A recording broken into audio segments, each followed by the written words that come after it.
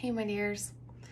This is like a topic that I feel like I've been avoiding talking about directly because I would like to be very respectful of the fact that this is not my country.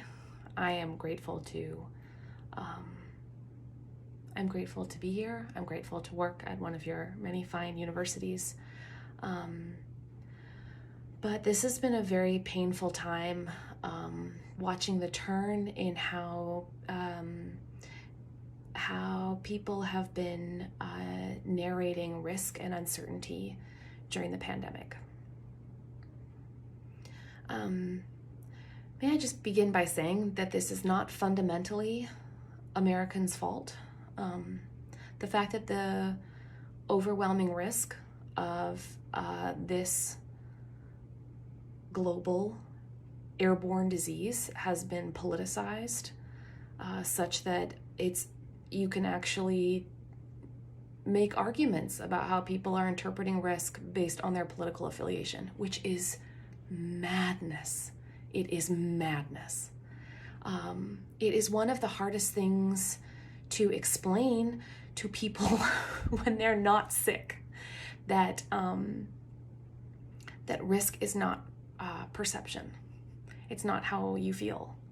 It's what is, and how you live honestly inside what is. And it's been a real struggle to watch people take unnecessary risks that don't have to. We are living in a wildly dangerous and unconstrained time, and there are many, many, many people who don't have a choice and have to leave the house. They are forced into work. They are forced into vulnerability. They are forced into uncertainty that puts everyone else in their lives at risk.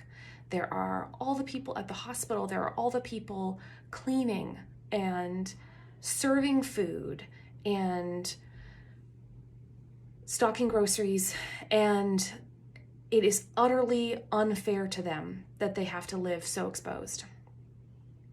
But then, and this is who I'm talking about, there are the people with the luxury of choice who are choosing now to pretend that they are no longer subject to the same uncertainty as everyone else. They just want to skip it. They want to be done with feeling afraid. And let me tell you, I get it. When I first got diagnosed, they gave me 2 months, and then I was supposed to have another scan. And the big riddle was, how do you live when you've got this very limited horizon? It's awful. And I've been watching everyone else have to live through a similar experiment. How do you, at first it was March, and then we were just supposed to get through the summer. We were just supposed to figure out how to homeschool our kids. We were just supposed to figure out how to manage risk. Well, and then the summer began. And then next year is an absolute dumpster fire. And I am not hearing from my people of faith how very unfair it is not to love your neighbor and love your vulnerable neighbor, love your elderly neighbor, love your sick neighbor, love your unable to choose if they're forced out into the world neighbor. I just hear people complaining about those beautiful luxuries that make life fun and meaningful. And it is hard to forego that. But right now, people are foregoing funerals. They are foregoing the things that put their lives together. And it's hard. It's hard not to hear a unified voice from the Christian community that we choose to love our neighbors as ourselves. That if we have the ability not to expose others, we will choose that, because that is what is just and kind. So I hope I'm not just saying this because I am immunodelicate and the world is making it impossible for me to live safely. It's that the world is making it impossible for all of us to honestly articulate risk, and it's making everyone crazy. And I refuse to live in it. I refuse to live in it. The world is as dangerous as we fear. And I'm sorry that we're tired of being afraid. But you should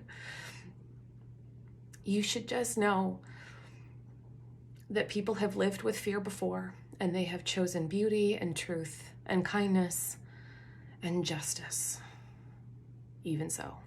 So, if you can, please stay at home.